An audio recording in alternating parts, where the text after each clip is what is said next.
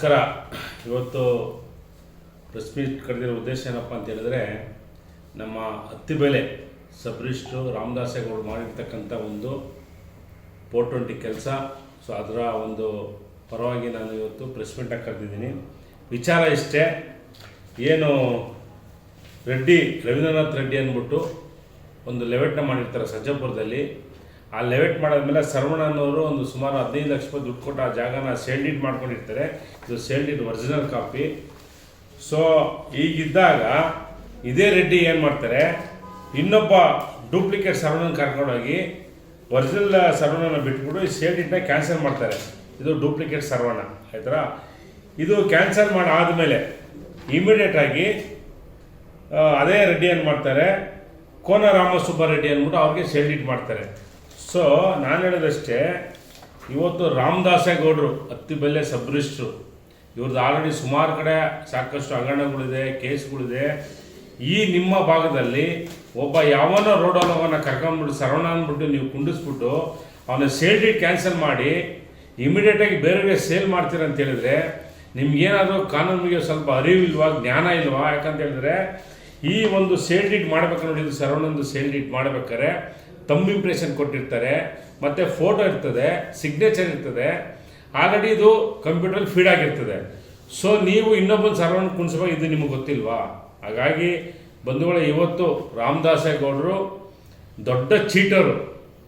ಇವತ್ತು ಸರ್ವಣ್ಣ ಒಬ್ಬನಿಗೆಲ್ಲ ಇಂಥ ಹಲವಾರು ಡೂಪ್ಲಿಕೇಟ್ ಸೇಲ್ ಡೀಡು ಮತ್ತು ಅಲ್ಲಿ ಏನು ಬಿ ಖಾತಾ ಎ ಖಾತಾಗಳು ಆಗಿಲ್ಲ ಅಂದ್ರೂ ಕೂಡ ಸಾಕಷ್ಟು ಸರ್ಕಾರಿ ಗೋಮಾಳ ಜಾಗಗಳನ್ನ ರಿಜಿಸ್ಟರ್ ಮಾಡಿ ಇವರು ದುಡ್ಡುಗಳನ್ನ ಇಸ್ಕೊಂಡು ಅಲ್ಲಿ ಎಲ್ಲ ಒಂದು ಏನು ಭೂ ಮಾಲೀಕರಿಗೆ, ಭೂ ಕಳ್ಳರಿಗೆ ಸಪೋರ್ಟ್ ಮಾಡಿಕೊಂಡು ಇವತ್ತು ಅತ್ತಿಬೆಲೆ ಸಬ್ ರಿಜಿಸ್ಟ್ರು ರಾಮದಾಸೇಗೌಡರಿದ್ದಾರೆ. ಅದ್ರ ಜೊತೆಗೆ ರವೀಂದ್ರನಾಥ್ ರೆಡ್ಡಿ ಅವ್ರ ಜೊತೆ ಇರ್ತಾರೆ.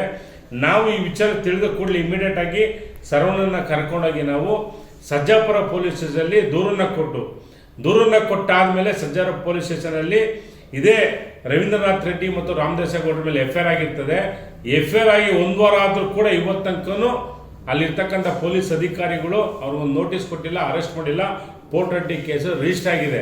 ನೀವು ಒಂದು ಅರ್ಥ ಮಾಡ್ಕೊಳ್ಳಿ, ಇವತ್ತು ಏನು ರಾಜ್ಯ ಸರ್ಕಾರ ಇದ್ರ ಬಗ್ಗೆ ಗಮನ ಹರಿಸ್ಬೇಕಾಗ್ತದೆ.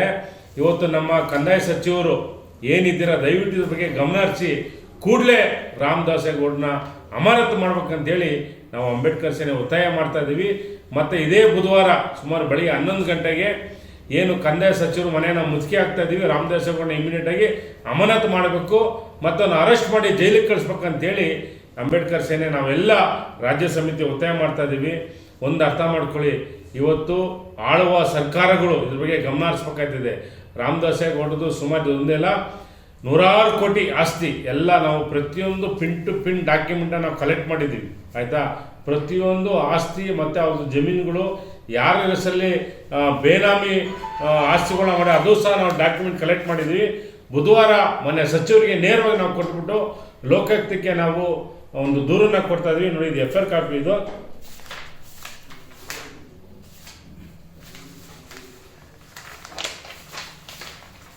ರಾಮದಾಸೇಗೌಡರ ಮೇಲೆ FIR ಆಗಿದೆ. ಇದು FIR ಕಾಪಿ ಆಯಿತಾ. FIR ಆಗಿದೆ ಮತ್ತು ರೆಡ್ಡಿಯವ್ರ ಮೇಲೆ FIR ಆಗಿದೆ.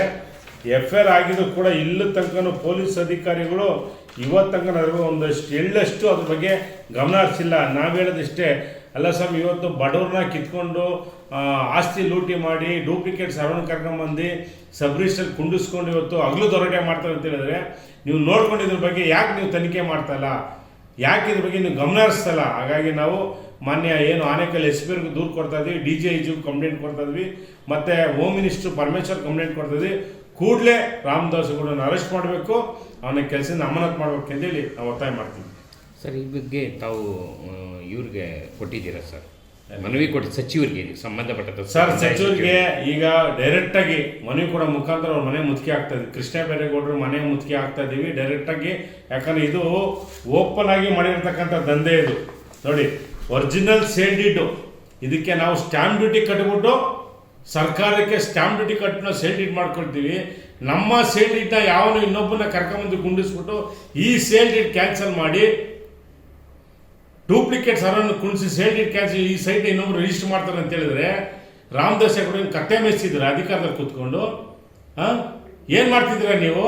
ದುಡ್ಡು ಕೊಟ್ಟರೆ ಯಾರಿಗೆ ಏನು ಬೇಕಾದ್ರೆ ಮಾಡ್ಬಿಡ್ತೀರಾ? ದುಡ್ಡು ಕೊಟ್ಟರೆ ವಿಧಾನಸೌಧನೂ ಮಾರಕ್ಕೆ ಬಿಡ್ತೀರಾ? ಸೊ ಆ ನಿಟ್ಟಿನಲ್ಲಿ ನೀವು ಆ ಕೆಲಸಕ್ಕೆ ಅನ್ಫಿಟ್ಟು ಕೃಷ್ಣ ಬೈರೇಗೌಡರು ಇಮಿಡಿಯೇಟ್ ಆಗಿ ಅವ್ರನ್ನ ಅಮಾನತು ಮಾಡಬೇಕು. ಜೊತೆಗೆ ಪೊಲೀಸ್ ಅಧಿಕಾರಿಗಳು ಅರೆಸ್ಟ್ ಮಾಡಿ ಅವನ್ನ ಜೈಲಿಗೆ ಕಳಿಸ್ಲೇಬೇಕು. ನಾವು ಬುಧವಾರ ಕಂದಾಯ ಸಚಿವ ಮನೆ ಮುತ್ತಿಗೆ ಆಗ್ತಾ ಇದ್ದೀವಿ. ಅದ್ರ ಜೊತೆಗೆ ಏನು ನಮ್ಮ ಮಾನ್ಯ ಮುಖ್ಯಮಂತ್ರಿಗಳು ಸಹ ನಾವು ಮನೆ ಕೊಡೋಂಥ ಕೆಲಸ ಮಾಡ್ತೀವಿ ಸರ್. ಹೊರಟು ಡಿಸ್ಟ್ರಿಕ್ಟ್ ಪ್ರೆಸಿಡೆಂಟ್ ಇದ್ದೀನಿ. ಏನಿದೆ ಹತ್ತಿ ಬೆಲೆ ಬಸವನಗುಡಿ ಸಬ್ ರಿಜಿಸ್ಟ್ರಾರ್ ಕಚೇರಿಯಲ್ಲಿ ವ್ಯಾಪಕವಾದ ಭ್ರಷ್ಟಾಚಾರ ನಿರಂತರ ನಡೀತಾ ಇದೆ. ಒಂದು ದಿನಕ್ಕೆ ಕಡಿಮೆ ಅಂದರೂ 200ರಿಂದ 250 ನೋಂದಣಿ ಆಗ್ತದೆ ಅಂತ ಮಾಹಿತಿ ಇದೆ.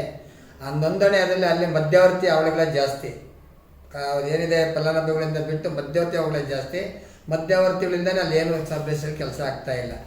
ಈ ಒಂದು ಪ್ರಕರಣದಲ್ಲಿ ಸಂಪೂರ್ಣ ಕಾನೂನು ಉಲ್ಲಂಘನೆ ಆಗಿದೆ. ಆ ಸಬ್ ರಿಜಿಸ್ಟ್ರಾರ್ನ ಕೇಳಿದ್ರೆ ಇದು ನನಗೆಲ್ಲ ನಮ್ಮ ಕಾನೂನಲ್ಲಿ ಅವಕಾಶ ಇದೆ, ರೂಲ್ ನಂಬರ್ 68 ಅಂತ ಹೇಳ್ತಾರೆ. ರೂಲ್ ನಂಬರ್ 68 ಸಬ್ ರಿಜಿಸ್ಟ್ರಾರ್ ಏನು ಹೇಳ್ತಾರೆ ಸರಿಯಾಗಿ ಓದ್ಕೊಂಡಿಲ್ಲ. ಅವ್ರ ಸೆಕ್ಯೂರಿಟಿ ಮಾತ್ರ ಅವ್ರು ಹೇಳ್ತಾರೆ, ಅವ್ರ ಬಚ್ಚವ್ರು ಮಾತ್ರ ಅವ್ರು ಹೇಳ್ತಾರೆ, ಮುಂದಿಂದ ಹೇಳ್ತಾ ಇಲ್ಲ. ಯಾಕೆಂದರೆ ಒಂದು ಸಲ ಒಂದು ನೋಂದಣಿ ಆದಮೇಲೆ ಆ ಕಂಪ್ಯೂಟರ್ ಮುಂದೆ ಹೋದ್ಮೇಲೆ ಆ ಸೈಟ್ ನಂಬರು ಪ್ಲೇಸ್ ಬಂದ್ರೆ ಅದು ಓಪನ್ ಆಗ್ತದೆ. ಅದು ಆಟೋಮೆಟಿಕ್ಕಾಗಿ ಇವಾಗ ತಂತ್ರಾಂಶದಲ್ಲಿ ಅದಿದೆ. ಅದಿದ್ದು ಗೊತ್ತಿಲ್ಲದಂಗೆ ಹೇಗೆ ಮಾಡ್ತಾರೆ. ಆಮೇಲೆ ಕೇವಲ ಇದು 2022ರಲ್ಲಿ ಮೂಲ ಮಾಲೀಕರಿಗೆ ಆಗುತ್ತೆ. 2024ರಲ್ಲಿ ಇವರು ಯಾರೋ ಇನ್ನೊಬ್ಬರು ಸರ್ವರನ್ನು ಸೃಷ್ಟಿ ಮಾಡ್ತಾರೆ. ಸರಿ ಆಗಲಿ, ಸೃಷ್ಟಿ ಆಗಿದೆ ಕಣ್ತಪ್ಪಾಗಿದೆ ಅಂತಂದರೆ ಸಂಘ ಸಂಸ್ಥೆಗಳಾಗಿ ಏನಿದೆ ಅಂಬೇಡ್ಕರ್ ಸಂಘದಿಂದ ನಾವು ಹೋಗಿ ವಿಷಯ ಮುಟ್ಟಿಸಿದಾಗ ಅವ್ರು ಕೊಡ್ತಕ್ಕಂಥ ಬೇಜವಾಬ್ದಾರಿ, ನುಣುಚ್ಕೊಳ್ಳೋಂಥ ಬೇಜವಾಬ್ದಾರಿಗಳು ಈಗಾಗಲೇ 1 ವಾರದಿಂದ ತಲೆಮರೆಸ್ಕೊಂಡಿದ್ದಾರೆ ಸಬ್ ರಿಜಿಸ್ಟ್ರಾರ್. ಕಾರಣ ಯಾಕೆ? ಸರಿ ಮಾಡಿ ಸಾಮಾಜಿಕ ನ್ಯಾಯದಲ್ಲಿ ಸಹಾಯ ಕೊಡಿ ಅಂತ ನಾವು ಕೇಳಿದ ಸಮಯದಲ್ಲಿ ಅವ್ರು ತಲೆ ಮಾಡಿಸ್ಕೊಂಡು ಏನೋ ಹುಷಾರಿಲ್ಲ, ಆಗಿಲ್ಲ ಅಂತೇಳಿ ಸಬೂಬು ಹೇಳ್ಕೊಂಡು ಹೋಗ್ತಾರೆ. ಹಾಗಾದ್ರೆ ಅವರು ಸಬ್ ರಿಜಿಸ್ಟ್ರಲ್ಲಿ ಅಂದರೆ ನೀವು ಸಬ್ ರಿಜಿಸ್ಟ್ರಲ್ಲಿ ಆಗ್ತಾ ಇರುತ್ತೆ, ನೋಂದಣಿ ಆಗ್ತಾ ಇಲ್ವಾ ನಮ್ಮ ಪ್ರಶ್ನೆ. ಆಯಿತು, ರೂಲ್ ನಂಬರ್ 68 ಏನು ಹೇಳ್ತದೆ? ಅದರೊಳಗೆ ಅವ್ರಿಗೆ ಬದಲು ಸಬ್ ರಿಜಿಸ್ಟ್ರಾರ್ನ ಅರೆಸ್ಟ್ ಮಾಡಬಾರ್ದು, ದುಡ್ಡು ಸ್ಟಾಂಪ್ ಡ್ಯೂಟಿ ಕಟ್ಟೆ, ಇವರು ಸ್ಟಾಂಪ್ ಡ್ಯೂಟಿ ಕಟ್ಕೊಂಡಿದ್ದಾರೆ. ತಪ್ಪಾಗಿದೆ. ಅದು ತಪ್ಪು ಸರಿ ಮಾಡಿಸಿ ಅನ್ನೋದು ನಾವೆಲ್ಲ ಒಕ್ಕೋಲ್ಲ. ಇಲ್ಲ ಅಂದರೆ ನಾವು ಮನವಿ ಕೊಡು, ಏನು ಕಂದಾಯ ಸಚಿವರ ಮನವಿ ಕೊಡ್ತೀವಿ. ಹಾಗೆ AGR ಏನಿದ್ದಾರೆ, ಇದನ್ನು ಆಯುಕ್ತರು ಏನಿದ್ದಾರೆ, ನೋಂದಣಿ ಆಯುಕ್ತಿದ್ದಾರೆ, ನೋಂದಣಿ ಆಯುಕ್ತರು ನಾವು ಸಭೆಗೆ ಈಗ ನಾವು ಇದನ್ನ ಕೂಡ ಒಂದು ಮೆಮೊರಂಡಮ್ ಕೊಡೋಂಥ ಮುಖಾಂತರ ಮಾಡ್ತೀವಿ. ಹಾಗೆ ಮುಂದಿನ ಇವರು ಅದು ಸ್ಪಂದನೆ ಮಾಡದೇ ಇದ್ದಂಥ ಮುಖದಲ್ಲಿ ಲೋಕಾಯುಕ್ತಗಳಿಗೆ ಸಂಪೂರ್ಣವಾಗಿ ಆ ಅಧಿಕಾರಿ ರಾಮದಾಸೇಗೌಡ ಆ ಒಂದು ಕಚೇರಿಗೆ ಬಂದ ತಕ್ಷಣ ಹತ್ತಿ ಬೆಲೆ ಸಬ್ ರಿಜಿಸ್ಟ್ರಿ ಕಚೇರಿಗೆ ಬಂದಾಗ ಎಷ್ಟು ನೋಂದಣಿಗಳಾಗಿದೆ ಅಷ್ಟು ನೋಂದಣಿ ಪಾರದರ್ಶಕ ತನಿಖೆ ಆಗಬೇಕು. ಸಿವಿಲ್ ತನಿಖೆ ಆಗಲಿ ಅಥವಾ ಉನ್ನತ ಮಟ್ಟ ತನಿಖೆ ಆಗಲಿ, ಅಷ್ಟು ತನಿಖೆ ಆಗಬೇಕು. ಅಷ್ಟು ತನಿಖೆ ಆದರೆ ಅವರು ಬಂದ ಅವಧಿಯಿಂದ ಇಲ್ಲಿವರೆಗೂ ಯಾವತ್ತು ಡ್ಯೂಟಿ ಅಲ್ಲಿಂದ ಇಲ್ಲಿವರೆಗೂ ಸುಮಾರು ಅರ್ಧಕ್ಕರ್ಧ ಎಲ್ಲವೂ ಫೋರ್ಜರಿ ಬೋಗಸ್ಸು. ಅದರೊಳಗೆ ಏನಿದ್ದಾರೆ ಒಬ್ಬ ರೆಡ್ಡಿ ಅನ್ನೋರು ಏನು ಮಾಡಿದ್ದಾನೆ, ಅವನು ಅತ್ಯಂತ ಪ್ರಭಾವಿ ವ್ಯಕ್ತಿ, ಆಂಧ್ರ ಮೂಲದ ವ್ಯಕ್ತಿ, ಅತ್ಯಂತ ಪ್ರಭಾವಿ ವ್ಯಕ್ತಿ. ಅವ್ರನ್ನ ಚೇಲಗಳು ಇಟ್ಕೊಂಡು ಅವ್ರ ಕಡೆ ಒಂದೇನೋ ಬ್ರೋಕರ್ನ ಬಿಟ್ಕೊಂಡು ಕೆಲವು ಸರ್ಕಾರಿ ಜಮೀನನ್ನ ಕಬಳಿಸಿದೆ ಅಂತ ಸುದ್ದಿ ನಮ್ಮ ಸಂಘಟನೆಗೆ ಮಾಹಿತಿ ಬಂದಿದೆ.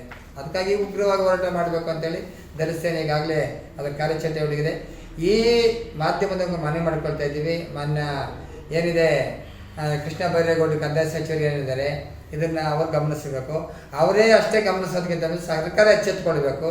ಸರ್ಕಾರ ಬರೀ ಕೇವಲ ವರಮಾನ ದೃಷ್ಟಿ ಬಿಟ್ಟು ಈ ಮೋಸಗಳನ್ನ ನಡೆಸಬೇಕು.